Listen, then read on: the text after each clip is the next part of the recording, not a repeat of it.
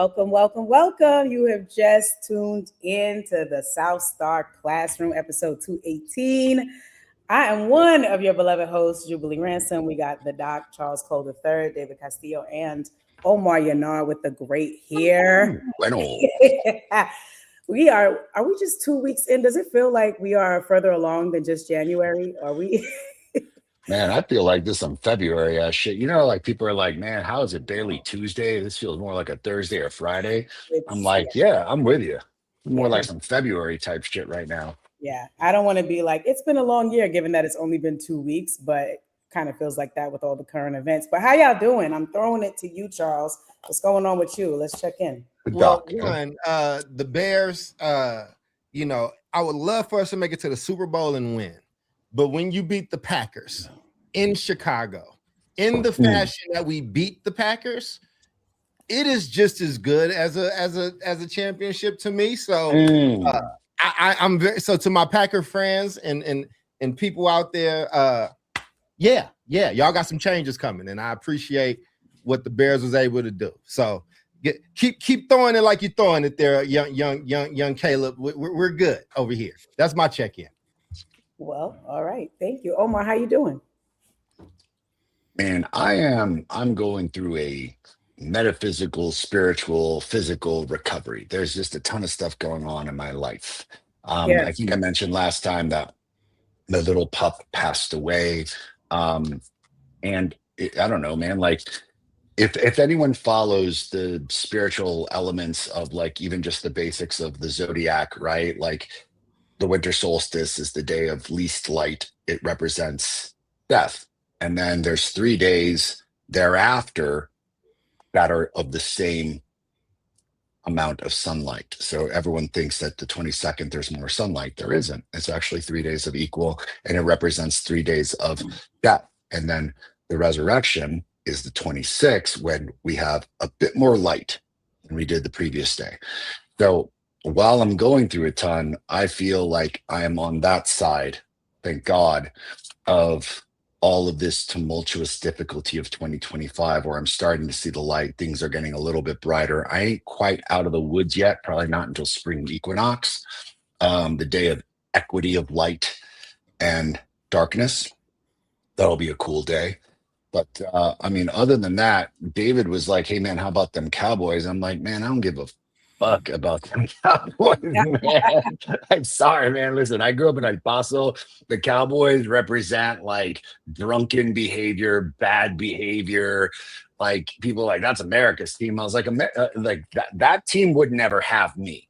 So like, no, man, I ain't rooting for no Cowboys. I am more of a 49ers fan, coming from my time in San Francisco, and a big Denver fan of everything, including the Rockies, the worst Major League Baseball team, I think, in the history of Major League Baseball. I am a tried and true Denver fan. So that means your Broncos, that means your Avalanche, that means all them cats. I like them. But at the end of the day, man, like, I don't really care. Although I will say that the 49ers, Christian McCaffrey, that's my boy right there, man. Stanford alum, badass dude. Love that. So How are you? A little bit. How are you with the beautiful hair and the beautiful glasses?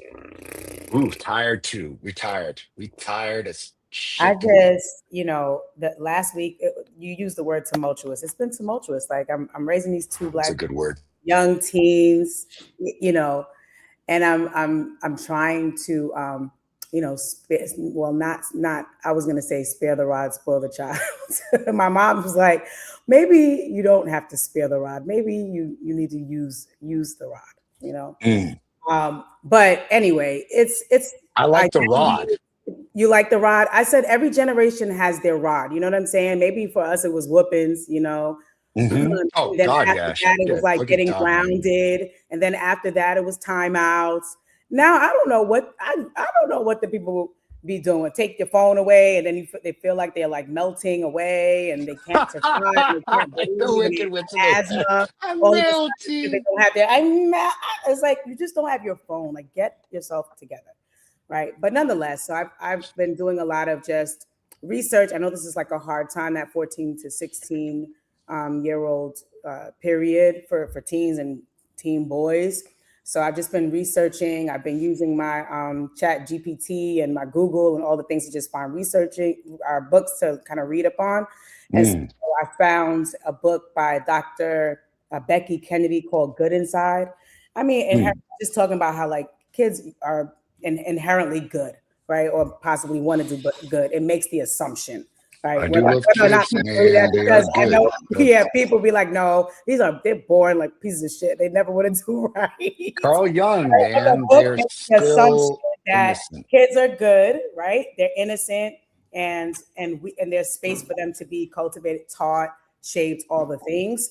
And really, the type of time I'm on is just okay. So what can I develop within myself or strengthen within myself? That could also benefit, my sons. And I think I've just landed on, as I continue to grow and evolve, because I know some people like, yo, F that, yo, these is kids. They got to just do what you say, and it's like, oh, yeah. But there's also, a degree of liability on me to sort of model what I expect, right? If I'm talking about being able for you to be able to regulate your emotions, and respond appropriately, even when you're frustrated and even when you're angry and even when you're upset, then it behooves me to develop that so that I'm modeling that as well. And that shit is hard because I said, okay. Anyway, so that has been what I have been doing. Look at all this beautiful, damn, you're a good ass mom. Most people would be like, they wouldn't read a book. They wouldn't be like, let me figure out the best things to do with this generation. They'd be like, let me find this pan to this boy's face.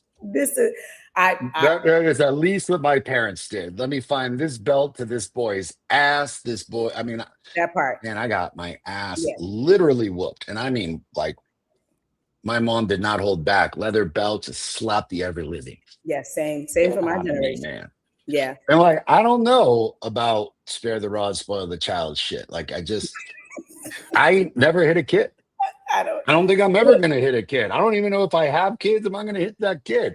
I feel like I could do more psychological damage to that child using my mind and shit, like some Jedi mind tricks. I feel like this generation, they are like invincible, like nothing works.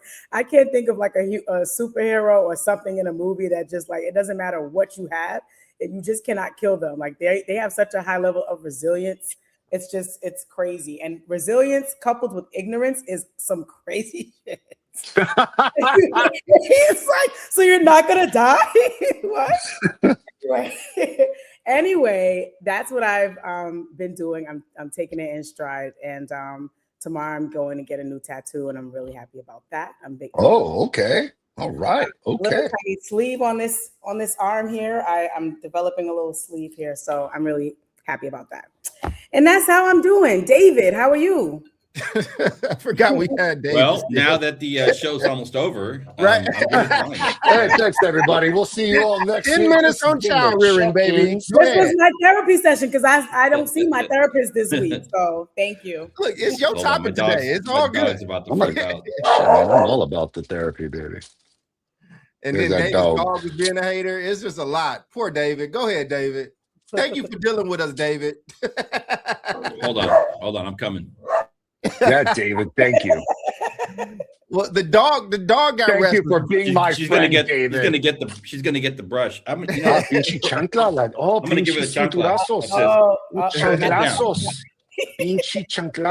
Get down. There she goes. All right. Like that dude that threw the shoes at George Bush. Yeah, what was that? A size thing? I'm getting messages, text to me. They just like, what's the show on today? We're getting to it. People. It's coming. So, I'm doing well. Weather's been wonderful. We had a spell of rain, and now today I think we're approaching like the upper 70s. It's beautiful outside. So that's always good for the Doc soul. Loves to hear that shit.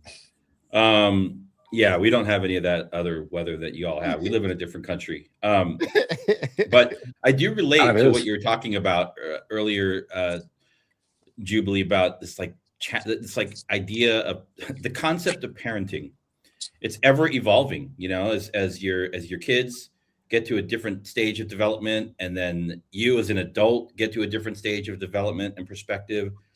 And I know the biggest challenge for me is like how can I be like basically, stay on my son, right? His schoolwork, all this other stuff that he has going on, making sure that he's like cleaning his room and brushing his teeth and, not being a total degenerate. But then how can you also be like relatable, when it's time to just like hang out and like cook some tacos and be like, all right, we're cool now. So, I mean, it's never perfect, but, Yeah. it's a challenge, and you got to keep working it. It's like that balance of like, all right, now the hammer's going to drop. All right, you're good. But it's great to see when you've like, provided, I'll call it structure, or like you're like parenting, like hardcore parenting. And then you're like, okay, you're getting older now. Can't do this for the rest of your life. And when you pull away, and then you see that they actually do the damn things, right? It's amazing. That's a It works beautiful sometimes. Yeah. So that's my check. All right. Well, thank I you. don't know, man. That's hopeful. That's hopeful. That's That kind of a is- beautiful New Year's message. Yeah, that was really great. So let's get into today's topic. This is episode 218, entitled "Can't Touch This." That used to be my Can't touch song, this. okay? Can't touch this. The Mom, human mom, skills. can't touch this. Music make me so hard, make me say, "Oh my Lord." Okay, can't touch this. The human skills AI can't replace. I've been doing a lot of thinking about this. Charles, now you want to bust out in that dance. Yeah, man. It's 5:14. Dance. I don't hear nothing. Time checks for nothing else. So anyway, It was a great dance, Jubilee. You killed Thank it. Thank Yes. you. Oh, Thank man. Oh yeah. Appreciate it. Chef's kiss. So yes, this is a topic I've been thinking a lot about as I've been refining my own business, my own executive coaching consulting firm, and just thinking about like what outlasts AI. I know we talked a lot about HVAC and plumbing and electricians and all these other like professions, but I just became kind of curious. So that coupled with the fact that I just released my first published article with the National Association of Elementary School Principals. And the article is entitled "Why Staff Psychological Safety Must Come Before Strategy." That's how we got to this episode, right? So in this episode, we explore the human skills that will remain essential even as artificial intelligence continues to reshape how we work, learn, and communicate. And so much of the conversation, like I just said, it focuses on jobs, right? Which roles will disappear in the next 10 years, which will grow, and which careers like electricians and plumbers and HVAC technicians and computer technicians and skilled trades are increasingly recognized as critical because they can't be easily automated. So, but alongside those career pathways, this episode asks a deeper question. What human skill sets will be needed across every field, no matter what someone is trained to do? And at the center of this conversation is psychological safety, and not as a buzzword, but more as connecting with the fact that in environments, right, leaders need to intentionally build psychological safety so people feel safe to speak up, take risks, take ownership, and grow.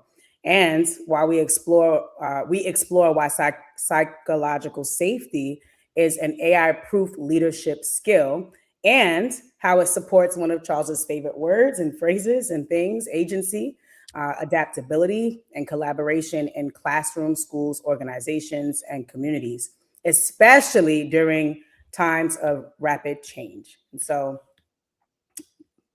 I want your initial thoughts. I'm going to share with you just the 3 tips that I shared in my article. Just would love your initial reactions to my first published piece. And then we're going to go into questions about AI. So in the article, I said there's 3 ways to cultivate psychological safety in real time. Okay, 1, understanding how timing matters.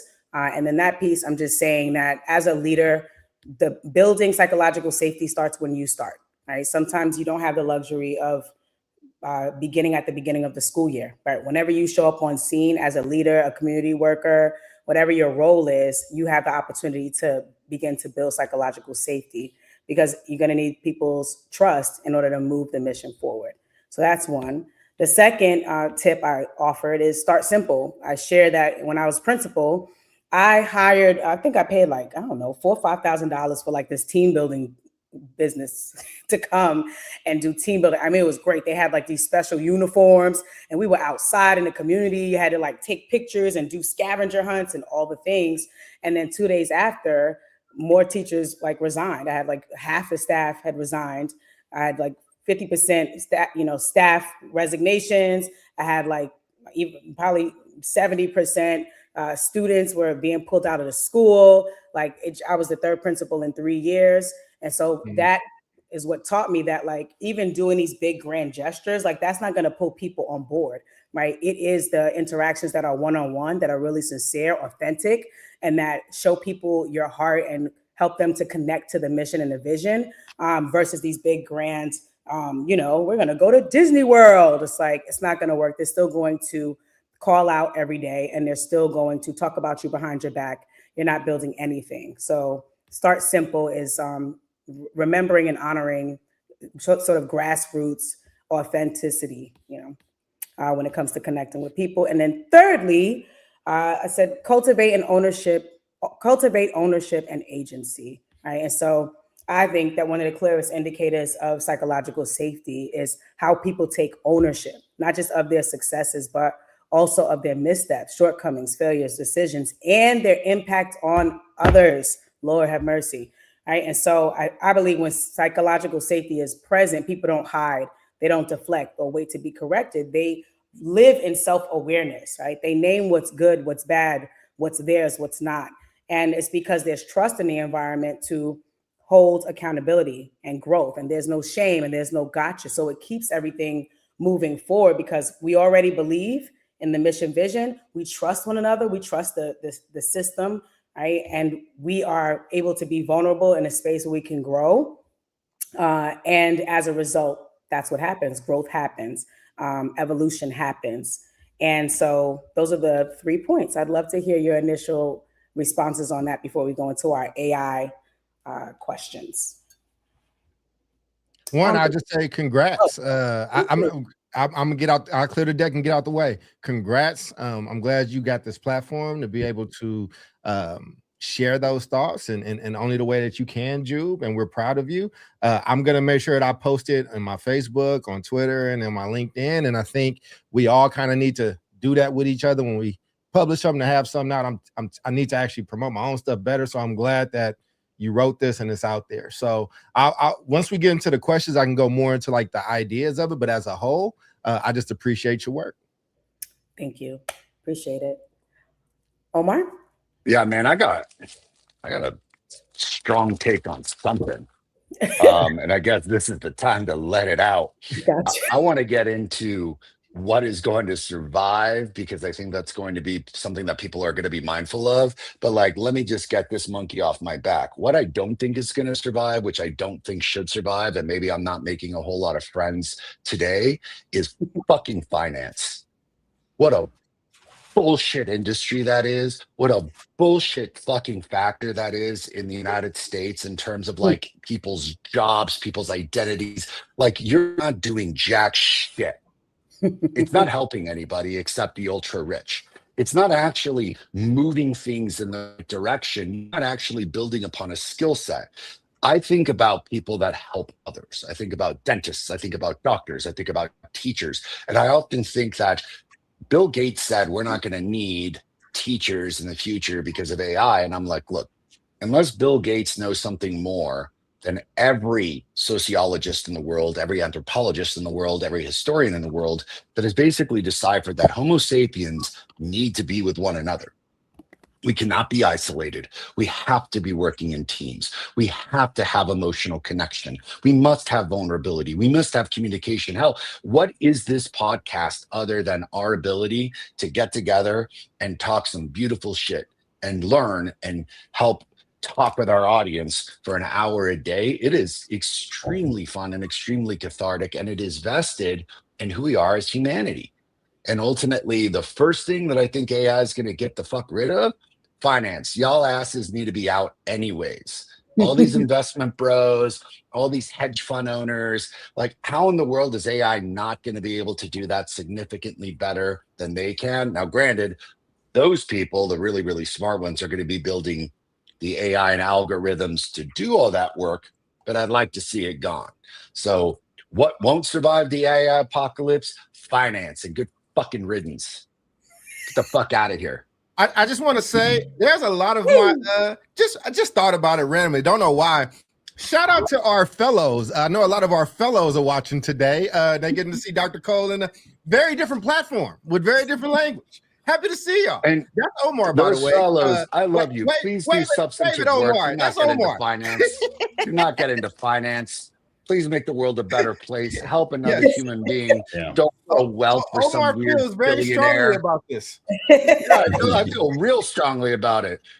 I hope you're taking notes for your rant, because that might be one of the topics. Oh yeah, man, that's a quick minute-and-a-half rant. I'll get into statistics in my rant. There's gonna be some hard line statistics, baby. I love it. I love it. David, what are you thinking?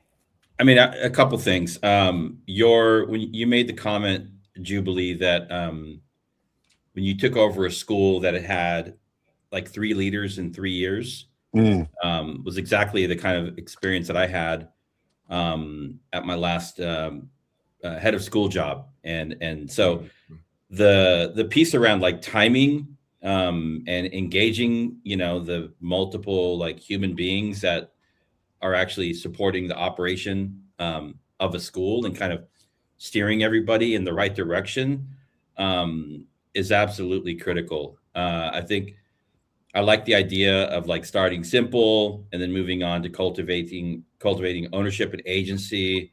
I do think also, on this thing about timing, it's like you can show up to any kind of job or opportunity or gain access to employment or an opportunity based on your resume. But once you start, the people that you're going to be working for and with, none of that matters to them. It really matters like how you show up in that space and how you engage them, how you lead them, how you hold them accountable. And people, I think most people, and this is the thing that AI is never going to be able to get rid of, right? That the ability of a human being to ride that balance between like the technical and the cultural pieces, right? So we know what the job is, we know what our outcomes are. How are we going to get there?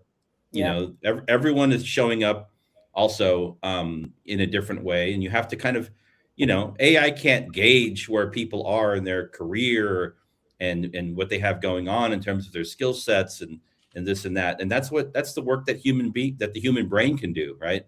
Mm-hmm. So understanding who your people are, and then, using those profiles to help motivate them, because everyone needs something different, right? Yeah. And so I think that's, I think going forward, like people, like frontline workers, leaders, all of us, we're going to all have to learn how to live in a new reality, but it's not a reality where we give up our humanity. I think it's always going to be a good balance of like, maybe in the end, it creates better human beings because we can kind of strip away some of the things that were maybe more monotonous and transactional, and we can use AI for those things to create systems. And maybe that'll create more space for us just to be, better humans. I don't know. Agreed. I mean, we leaned into the first question, so we'll jump to the second, but it was, as AI continues to reshape work across industries, what human skills will people need no matter what field they enter. I think this is should be an ongoing conversation, because I do think there's a school of thought out there that thinks that AI is just going to banish everything. It's just going to replace everything. And I'm not, maybe in 50 years, I don't know, but like to your point, right, if we are all four in a space and we all have issues with one another, right, we can talk to AI and be like, hey, I have an issue. Like Charles and I were always arguing. Omar's always yelling. David, he comes like in right before the buzzer, and I've got a gripe with these people, and AI can give me a whole script on it. but AI can't facilitate that conversation, right? Right. AI can't serve as a presence in the room to sort of feel, what's happening in the space, right? With people's emotions and, look at people's eyes and be like, hey, like, is there something else that you want to say there? Like that whole piece. So anyhow, all right. AI will never Are you stop skipping you to from question using 2, Jubilee? profanity. I just saw your message. Is that the one you want up? Yes, unless anybody else has additional thoughts about question 1. Like, I didn't know that was question. I thought that was just a general response. I got you. Question 2 is up.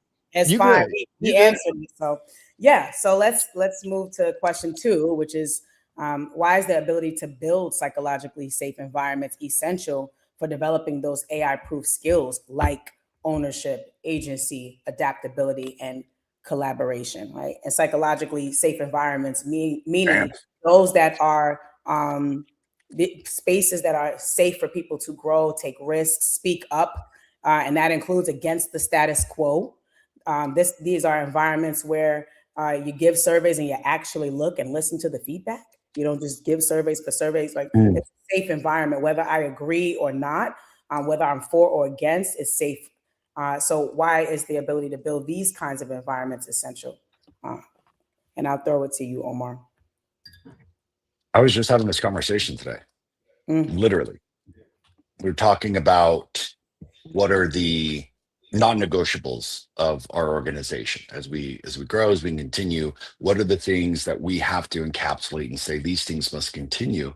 And there's a great series of books written by a guy named Patrick Lencioni, wrote like the 5 dysfunctions of a team, 4 temptations of the executive, or 5 temptations of a CEO. I mean, all the books basically say almost the exact same thing, which is that human beings follow Maslow's hierarchy of needs. And trust in this pyramid of leadership is the most foundational component that you could possibly have. Can't accomplish it without it. This is why, like, people leave organizations. This is why people get up and go and do something else, because they've lost not just the trust in the organization, but they feel like they are not trusted. So that trust component is foundational. That is exactly what you're saying in terms of psychological safety. It is neurologically built into our brain to seek safety. All right. Since Homo sapiens and our predecessors before them came about millions of years ago on Earth, safety has been the most fundamental concern of any human. Am I safe? Am I going to get eaten by this here woolly mammoth? Am I going to be killed by this other tribe? That, in modern day context, is all about, do I feel safe at this place to be who I am? Just damn, dude. I wish that was the case for everybody on Earth. Is that this place was safe. I feel like that person in Mean Girls. Like, why can't we just go back to when everyone was nice and we had sparkles and everyone ate cake, and she doesn't even go here. That's my vision for the world, is like we live in this place where everyone loves each other because that's safe for us to be who we are. But how many people are out there showing their representative? Yeah. That is a psychological component of being in a place where safety is tantamount to the work environment. And I got to tell you, if you had a robot coming in tomorrow with all the AI and all the intelligence, how many of your fellow coworkers are going to feel real safe about that person, that entity? It is a human thing. And as humans, to build a safe and psychological and nurturing place, it is an absolutely intrinsic endeavor that one must engage in. So it's funny because, like, as people talk down about social emotional learning or talk down about diversity, equity, and inclusion, I'm like, bitch, we should be talking those things up, because it ain't just about the diversity, equity, and inclusion of people. It's about the diversity, equity, and inclusion of perspective and voice. And if you're in just some weird ass place where you feel like you're the outcast, time and time again, every Harvard Business Review study on the planet will tell you the exact same thing. The lack of diversity in homogenous organizations often lead towards faulty profit margins, huge, what is it called?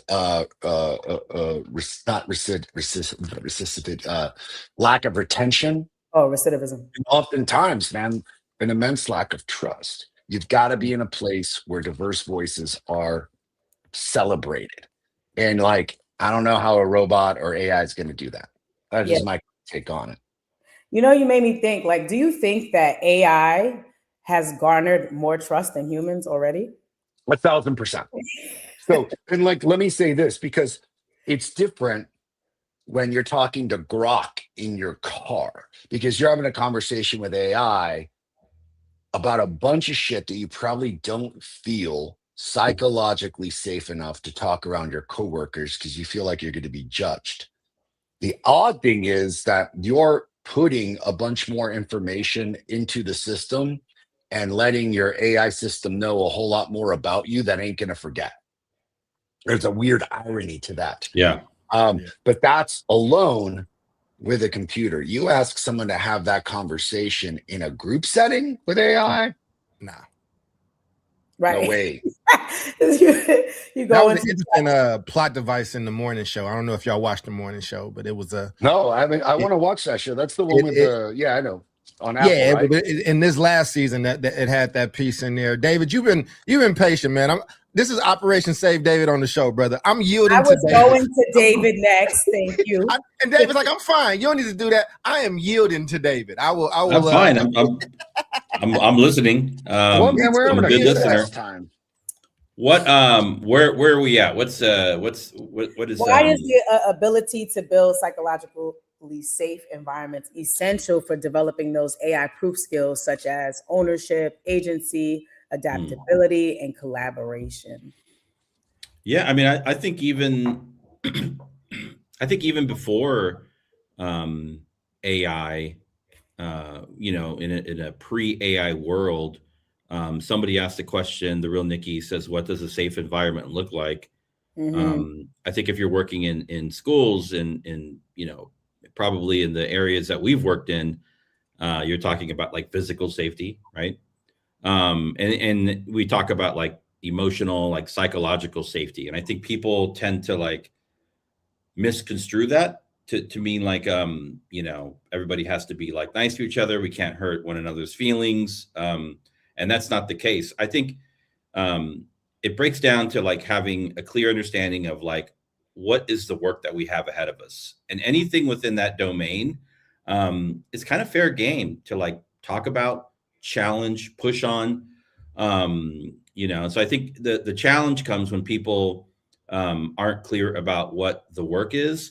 Then you can tend to get like, I wouldn't call it like creep or like outlier kind of like topics come in, and that can start to make people feel kind of, you know, not so secure in voicing their, you know, whatever it is, their feelings, their opinions, their ideas.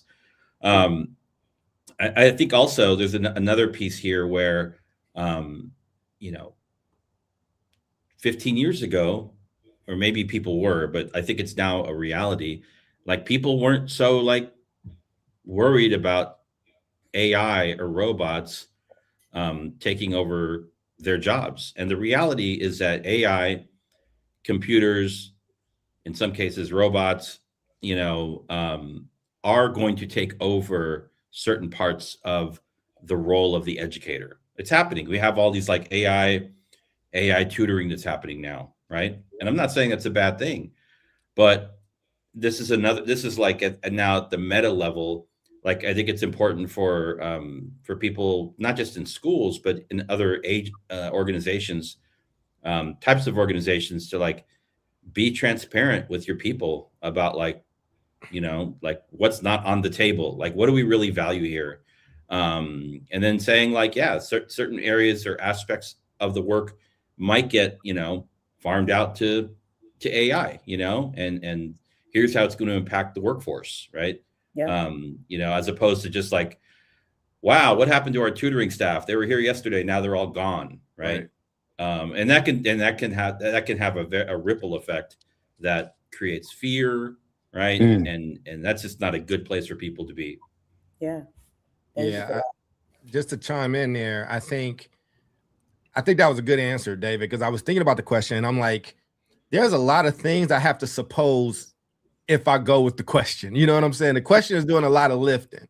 So why is the ability to build psychological safe environments essential? I don't really think psychological safe environments exist. I don't, and I think that it depends on who you're asking, right? And I think, but just to go with it, like AI proof skills, like ownership, agency, adaptability, collaboration. I don't know if those. When I look at AI, right, I'm thinking of it like when there are other things have disrupted society all the time, and more things will. So, for instance, a lot of people might have been like when the Model T came out, like, oh, we'll be able to go further, we'll be able to go faster, like the Oregon Trail, we can get rid of that, and a lot of people are excited, but you're in crisis if you sell horses and oxen, you know what I'm saying, to like move people, right? Because that industry is shifting. I think the way you took the approach of it, David, I don't think humanity is humanity, and it's going to evolve. There is a pre-COVID and there's a post-COVID society. There's pre-9/11, post-9/11. In the same way, there's a pre-calculator 8th grade math and a post-8th, calculator 8th grade math. And so you have to just figure out where we kind of are in this. And it is going to clip people. It is going to clip certain jobs. It is going to clip. Listen, I think that we should find ways to embrace it and put ourselves in the mix of it, because that toothpaste is out of the tube. I was reading something. I think we talked about it here. You guys can correct me. But I think it was when the telephone came out, or radio, or when radio came out, and people were like, it's the devil, like it's going to kill us at the fabric. And I think that some people will feel that way. And there's a lot of bad things that can and will happen. But there's going to be a lot of things that kind of come from it. So developing these AI, I don't know if anything is necessarily AI proof, but I do think you need to be more in touch with your own humanity now more than ever. I think that it's easier for that to get swept away. I think it's going to be very easy to upload everything you think and everything you've done and your pattern of thought into AI, and then you're going to forget how to think. I think that might be a real thing, and I think that you have to embrace conversations, have conversations with your kids and your family where there are no phones or screens around, and like really do those things. David gave that story of like just reconnecting with his boy during the break, and like I think they went camping or something. That's how you do it. Like, where will relationships kind of be? And I think they're just going to take I think things are just going to shift. So I think it's a really good question. You know me, man. I be struggling with these like psychologically safe environments and our very liberal terminology. I think they exist if you believe they exist, and I think they don't if you don't. Right? I do not. I'm a land my plane, because I know there's another piece, but Omar has said it. Like how I might talk to AI when I'm in my car, or I really got a place where I can truly pour out some shit and like have it and get some thought and talk back, and truly not worry about judgment. I think that's going to be really enticing for people.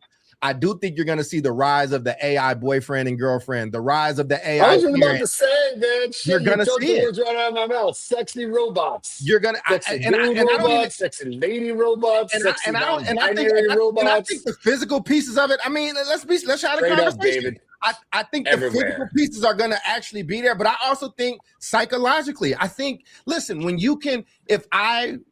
this is a Black Mirror episode. If I was able to upload, I was raised with my grandmother who's like my mother. She's dead now. If I'm able to upload every bit of her, and while I'm in my car and I can talk in the privacy of my car and I can talk to her and I get a semblance of that, come on, man. Like, I don't know if there's how much proofing is going to happen. That's the thing. You're going to do it, and thank you for that. I mean, there's this piece about being able to be safe in isolation. But the thing is that we haven't thrived in isolation. We thrive in community, at least that's what I believe. So when I will say this.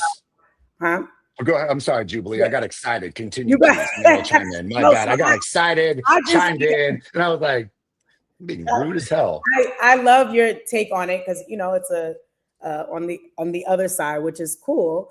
And when I wrote this article, I was thinking from the perspective of a leader, right, that has been given the charge of getting a school to improve student outcomes, right? There's a mission, there's a vision, there's goals, and we are trying to either meet or exceed these goals as a collective. So right? we're talking about this in terms of education. We're not just talking No, about this broadly. no, I'm saying that's my. You can go from any vantage point you want. I'm saying that my perspective when I wrote was from my my experience as an educator and a leader who had to figure out how to get people to feel okay with not knowing the answer, how to be safe enough to take risks and grow. And I think that those pieces, right, are replicable or they're transferable, right? So, for example, this morning I saw there's a kid in Ontario, a teenager. The caption, I didn't read the whole article, but it was like, Ontario teen says he built a module and that can end homelessness, right? I'm sure that there's some kind of AI, something in there. I didn't read the whole article, right? But it stood out to me because it's like, well, how did he get there to a place where he's creating something innovative? Somewhere along the way in his journey of life, whether it's at home, at school, at the synagogue, right? Wherever, he had to be safe to try new things and to be like, I think I can end homelessness without somebody being like, you dumbass, homelessness is never ending. Put that Lego away, right? And so that's what I'm saying, right? Like AI approved, not in terms of like, it's going to take it over or I just mean it's transferable across sectors, across time. And so, yes, there's an advantage to AI. We can do a whole PD. We can do a whole makeover with AI in our bedroom, at night. Right? It can't wipe our tears or anything like that, but it can definitely give us all that information. That's the isolation. But then we have to go outside. And then we have to go to the team meetings. And then we have to interact with other people. And so what do we need in that space so that we can show up as our best selves? Some people might say, I don't care. Like, it doesn't matter who's on the screen. It doesn't matter who's at the meeting. I'm going to just be me. I'm going to do me. I'm going to say whatever. While other people are like, no, I don't feel safe enough to share. Right. So to answer Nikki's question, what does a safe environment look like? That's what I have in mind with a safe environment. A safe environment where the inquiry to impact loop, that's what I call it. It works. I come in, I'm like, hey, Charles, I think I can end homelessness. We're gonna buy these raccoons, and I don't know what the hell raccoons got to do with homelessness. I believe it. And Charles is like, really? He may not even believe it fully, but he like, tell me more. And I'm like, nah, because the raccoons we could get 5 for $1. And I just give me a second. I'm going to work out the plan. And he goes with me and he lets me try it and all of that. Hey, how's that going? Did you get enough raccoons? It's that piece. It's the inquiry, the impact. And then finally, when I use raccoon skins to build a module, he's like, you did it. Tell me how you got here, right? Or when I fail, he's like, all right, well, what'd you learn from that? So it's that the willingness to allow people to arrive and show up in whatever way they need to. It's the willingness to hear people, right? And to also implement the feedback that aligns with whatever the mission and vision is. It's also the ability and the space for people to push back on whatever you say you're doing, even if it doesn't necessarily align, right? And so a quick example, when I got to the school that I took over as the third principal in 3 years, I think I told you the story that I had a whole thing with my superintendent at the time because he wanted me to call everybody. I said, call everybody. Not calling everybody. It was like, you have to start one brick at a time. You've got to build relationships. You got to connect with people. I didn't know that was going to be the biggest part of me turning around that school, taking the time to speak to people individually, to let them know I cared, to let them know they were safe, to let them give ideas. Like, no, nobody don't want to sell no cookies on Tuesday at 7 p.m. in the cold, But hey, you know what? Let's give it a try. Let's see if we can get a committee together. Let's try it. So I think very long way to say the psychologically safe communities are built one person at a time. There's a level of openness there. There's a level of willingness there to hear, right? And to go from inquiry to impact where you're building together, right? You lead people by walking beside them, right? And that is what helps to create a psychologically safe community. Omar? Am I on mute? I'm not on mute, am I? No, you're good. I had this interesting, you spurned this thought in my head, and I don't know if it's ironic or interesting, but safe to have inquiry, right? And a lot of folks don't feel safe enough to explore those things, either because, Jesus, dude, like, count the numbers. Some teacher that squelch their creativity, some parent or, guardian figure that's like, that's not going to help you make any money. You can toss that creativity out the door.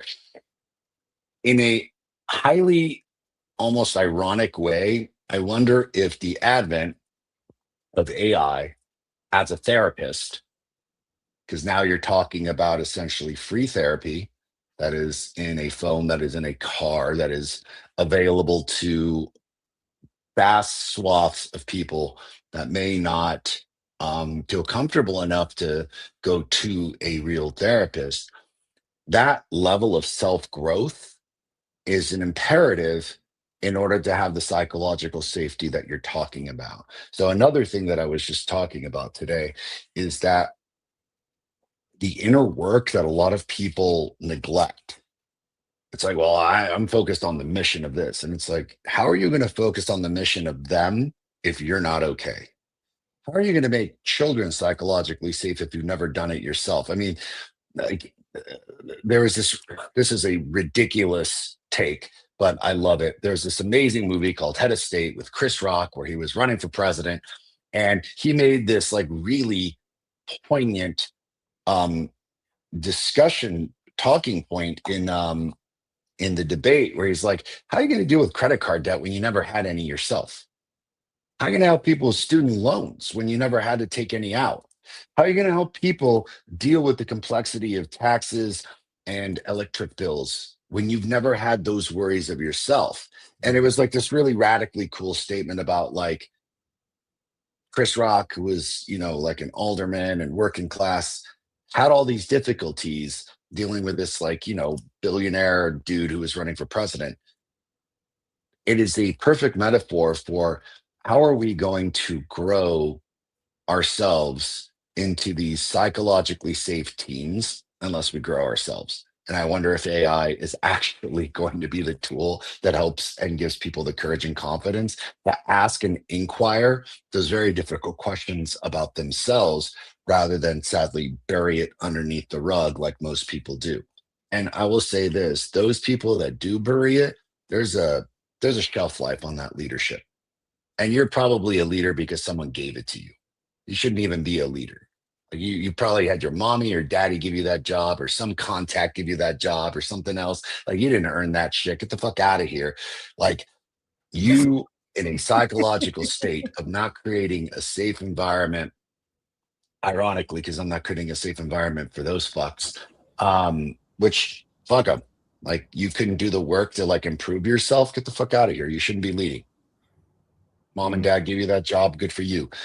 I think that's going to be an interesting stake. What is going to happen in the next few years where people have the ability to maybe grow through like a therapy situation from AI that they may not have had? And does that make for a better workplace where people are more vulnerable and trusting with one another? Don't know. We're going to have to find out, but it's an interesting inquiry.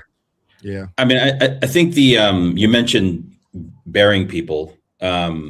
We've lived together as human beings for I think tens of millions of years, right? Like, we at some point, even like pro Homo sapien, like, we figured out that we could not survive on our own, and we started to like live together. We started to eat together, to hunt together, to farm together, to bury our dead together, to celebrate, to have have sex and procreate with one another, right? And so I think there's something that's really like deeply interwoven. I don't think it's deeply interwoven into our DNA, like this the need to interact in the real world with other human beings, especially for for all people. Young people, it looks different, middle age, older people, but pretty much universal, right? Socialization. I don't think the advent of AI is going to wipe out millions of years of code, right, in a generation. But I do think it's important to like recognize, like you said, Omar, in any setting, like just as a human being, as a leader of people, how can you use it to advance the work that you're doing? And I definitely think that, I mean, I've used AI tools in my work since it came out and really became accessible publicly, and I've learned a ton, and it's made me a better it's made me a better consultant. I don't think it's made me a better husband, but I know for sure it's made me a better homeowner. I have fixed so much more shit in my house in the last like 2 years. I would have had to pay somebody to come and do thousands of dollars worth of work, you know? It's disruptive in that way. Yeah, exactly. And so, you know, it's like a new technology, right? Like any other new technology, like the light bulb, like electricity, like you know, computers, you know, and there's always this like pre event world and a post event world. And right now I think we're in it, and now we're moving into the post world. So I'm not afraid of it. I think the you know, talking about like young people, I ain't afraid of no ghost. I think this like connects well with the push that a lot of states have done to get phones out of schools. So if you're going to get all these kids together, take their phones away, right? There's like a lot of I mean, not a lot, but there are like some of the big like nightclubs in the world, some of the like elite clubs where like you hear the best music. They don't even allow you to take your phones in there because it totally kills. It's like, let's all get together on a dance floor and take our phones out. They're just like, you can't have it. We're going to go back. We're going to dance. We're going to dance because that's what we've been doing as human beings for millions of years, right? Lose yourself to dance. Yes. Yeah. Well, thank you for that. Charles, did you have anything else you want to add, or Omar, before we go to question 3? I'm ready for your question 3. Let's do question 3. All right. Okay. So what responsibility do educators, leaders, and parents have, and community advocates, and whatever role that people have in modeling and protecting these skills, especially in communities navigating rapid change or limited resource? And I want you to think of it from this place, right? If we're going to continue to have ingenuity, innovation, right? And I'm not saying that you can't learn from fear, because fear is also a teacher. People probably plenty of things we have today in this world were also created from fear. They were not created from safety, right? But from the vantage point of you know, an educator and a leader, right? I've seen what can happen in safe spaces, right? And how kids thrive, adults thrive, right? People in communities thrive because that safety exists, right? So you can think of it from that way. But I'll throw it to you, David, first. Okay, let's see. In modeling and protecting these skills, yeah, I mean, I think like anything else, you know, and this is like where the challenge arises. If like, I don't know what's happening in our big school systems, but right, I would assume that our school systems are taking on, you know, not just like can our kids use AI to like write papers or not, that thing, but also like at the meta level, like having conversations about because it's really like it's like a history, it's like a sociology kind of like anthropology kind of subject that you could be talking about, right? I think it's very interesting. So I don't know really what's happening. I know at my kid's school it's not part of the conversation, but the flip side of that is that kids they have access to so much more information. So even if I think school systems and parents may not be doing their part, because let's be honest, I mean, parents are like, they're busy trying to figure it out for themselves. And if we can't model it for our kids in our communities, you know, our kids are going to figure it out. This is the interesting thing. Like this generation we see is like, you know, the young generation that's in school now, everyone's so worried about them. I'm not. I think they might be the smartest generation. Exactly. Even with all this shit is antiquated already for them. Right. Exactly. And so antiquated. There's definitely a place for like adults to, you know, engage, ask questions, you know, teach when we can. But I don't know. I want to say, like, I think the kids are going to be okay. I think they figured it out already. Yeah, I think the AI is a steroid. Like, I think, again, great question. Question is doing a lot of work, right? And I think that, and what I mean by that is protecting these skills, what responsibility to educators, leaders, and parents, that's also presupposing that these people that you name and know what the hell is happening. I think these young people know more about what's happening than a lot of the adults do. And I think that these things are also going to unlock. Listen, I'm working on a project in Oakland with fellows right now where 80% of these kids think that that have an A+, an A, or whatever, think they're reading on grade level, to find out only 30% of them do.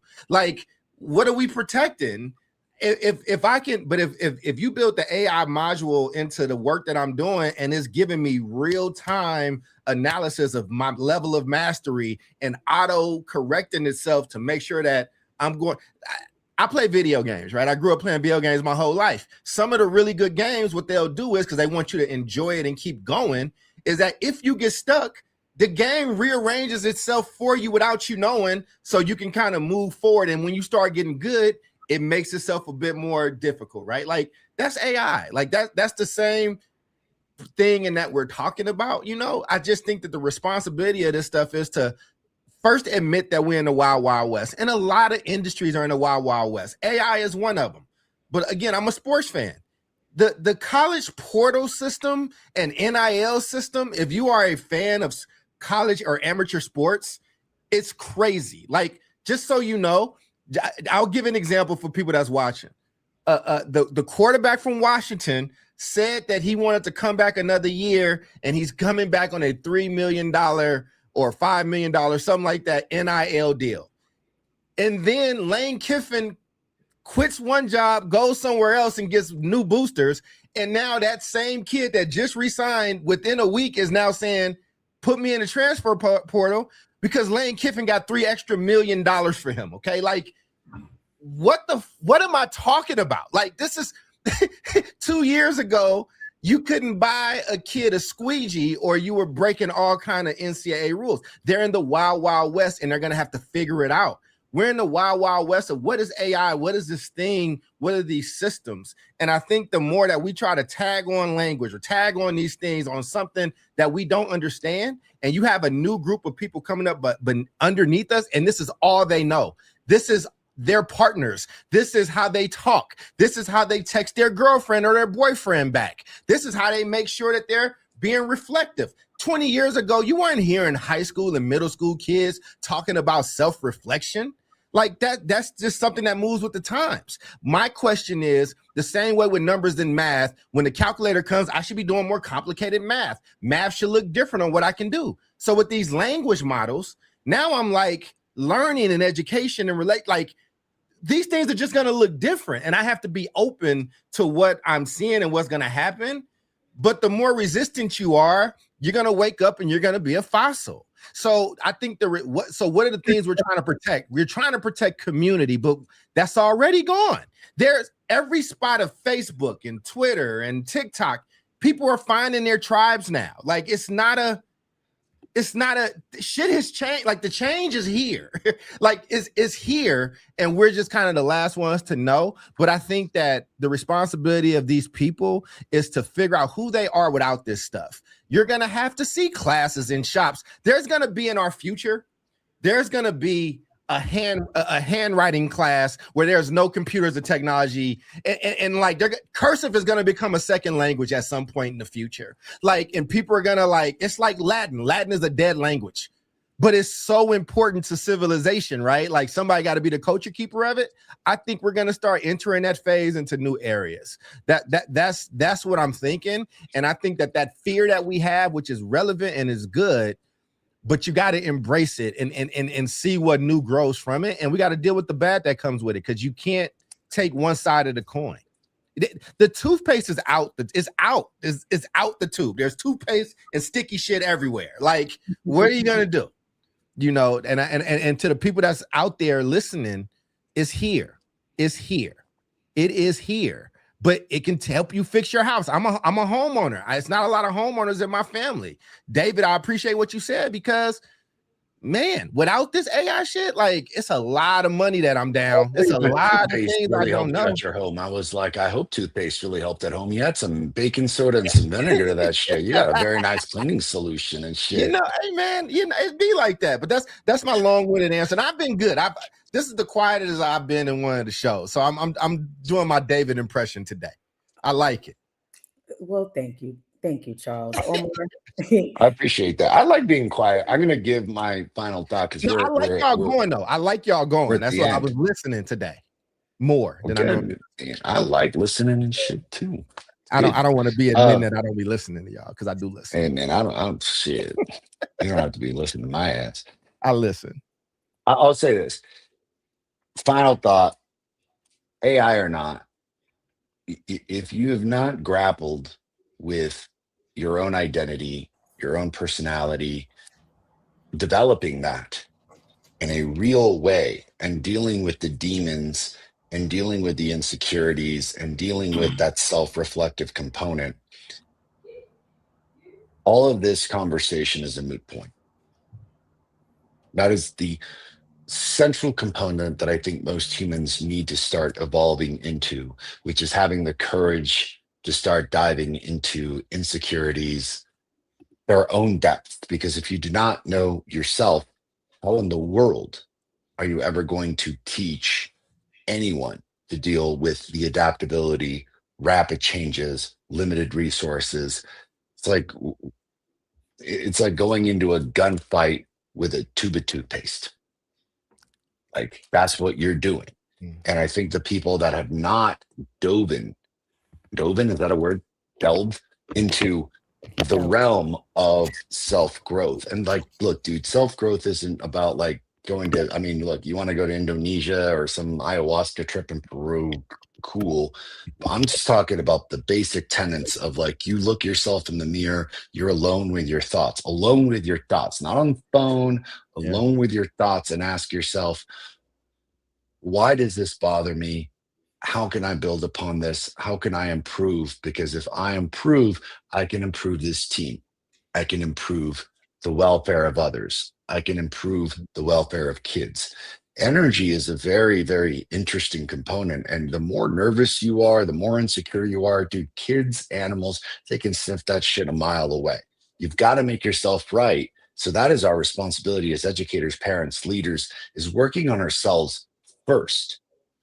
Because I will say this, AI technology, forget about it, just start getting more prevalent in our lives. It is going to be the evolution of humanity. For those of you that don't know what the hell I mean, the link up between human and computer is an inevitability, people. Now, imagine you had an AI chip in your head. Now, for better or for worse, that chip is only going to give you knowledge. Knowledge is a beautiful thing, so you can spit out facts. Yep. Can you be empathetic? Can you use those facts to further the life of another and help another? Are you using it for selfish purposes? I love sports metaphors, but even more so than sports metaphors, I love comic book references. A professor at school caught me onto that, and I just thought, like, damn, comic books really are a great metaphor for things. And Doc would appreciate this. You can have Mjolnir's hammer, the hammer of Thor, Mjolnir, all you want. Mjolnir, it's hard to Mjolnir, thank you. Thor's hammer. And Thor's hammer, and no one's picking it up. So you've got this incredible device that's all powerful, all wielding, and yet you can't wield it. And the only thing that allowed Captain America to wield it was that he was worthy of it, because he had worked on himself so much that he was pure of heart, ethical and true, an exceptional leader. Let that be, I think, evidence of that's where we all need to start, is with ourselves before we even start thinking about how we can help others. Yeah, I love that. Straight up. Yeah, thank you. Right, I'm tagging on to that. So AI is accelerating change. It's not replacing humanity. And I think our human work, to your point, Omar, is just always going to be present. It just is. Right? So to Charles's point, when you said, it's here, the toothpaste is out the tube, like the change is coming. Yes. And embracing change, being flexible, adaptability, those are all human choices, right? Because I know people right now that they might be 85 years old and they're like, I am not using a microwave. I'm not. Yeah. You know what I mean? Like Or it's dishwashers. Yeah, or absolutely. dishwashers, or they think the boogeyman's in there, or whatever it is, right? And so the human element is always going to be present, right? So I think that psychologically safety is a condition that allows ownership instead of avoidance. That's human work, right? To take accountability, right? To own stuff, right? Agency instead of compliance, growth instead of fear, right? Or sometimes it's growth because of fear, but hopefully not. Right? Flexibility, like I said, and adaptability, right? Dealing with being disappointed, shifts that you didn't expect, all of that, that's human work, you know? And I believe that these skills are applicable across sectors, classrooms, schools and districts, families and communities, civic leadership, advocacy groups, all the people will still have to Omar's point, tap into the human work, you know? And when we do that, because there are other options besides creating psychologically safe communities and spaces, when we do that, we create environments where we get to hold more, you know, innovation in our hand, right? But I believe that is where it is, that's where it thrives. And so I am Jubilee. That's Doc Charles Cole III. It's Omar Yanar, and that's David Castillo. And you have been tuned in to the South Star Classroom. Tune in next week, same time, same place, every Wednesday at 6 p.m. Every what? Tuesday.